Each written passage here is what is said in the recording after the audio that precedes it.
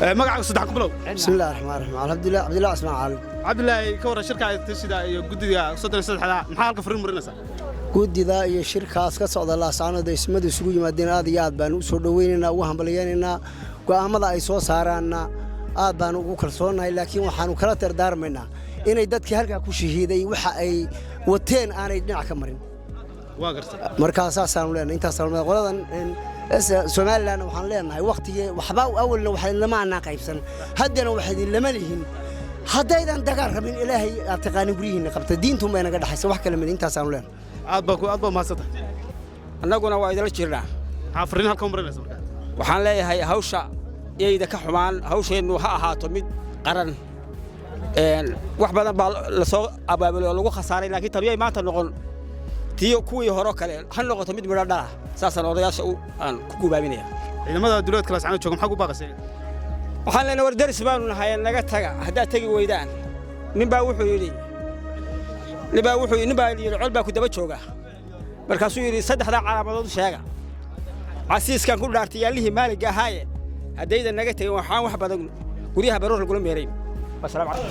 calaykum kusoo dhow kaahniis magacaaga saddexan maxamuud jaagil maxamuud sidoo aragtaa maxaad hawada u marasay ismada dhaqanka iyo guddiga ka tilinta laascaanood ku shiray magaalada laascaanood aad iyo aad baan u salaamayaa isimada dhaqanka odayaasha dadka halgamaya oo laascaanood jooga 114 quraankan ku salaamaya waxaan leeyahay waad fiican tihiin waad hagaagsan tihiin boqolkiiba boqol aad iyo aad baan idiin soo dhaweynaynaa masiirkiina iyo hawlihiina inaad ka shaqaysaan waxa weeye annaguna weydin garab taagannahay guul ama geeri aad baa mahadsantahay salaan dabadeed hawsha aad haysaan ilaahay hayna ku guuleeyo waa geeri iyo guul waa ku guulaysanaynaa reer isaaq waxaan leeyahay caqligu ha shaqeeyo war dadka waalan qabta ninka waalan qabta wixii caqli lahu ninka waalan qabta wixii caqli lahu ninka waalan qabta caqligu ha shaqeeyo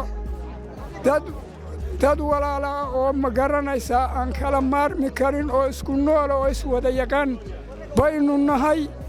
ninka waalan qabta waxa weeye ninka waalan qabta dadka waa la kala hadhaynaa dadka aannu isnaqaanno oo aanan kala maarmi karin ninka waalan ha qabteen dabadeedna isaga iyo wuxuu wato muddo waa meel haddii aanu ka bixin meesha oo aanu talada qaadan dad badan oo reer isaaqabaa la talinayo le war ka bax ama dee nabad ka shaqaynaya haddii aanu ka bixin muddo waa meel annaguna waxba la hadhi mayno waa nin iyo awood wixii uu ku shaqaysto oo ilaahay siiyo waxaana leenahay geeri iyo guul aad baan idinku mahadnaqaynaa hawshaad haysaan ilaahay hayna ku guuleeyo ilaahay ha idinku guuleeyo waa idiin soo ducaynaynaa guulaysta annana waa idin garab taaganna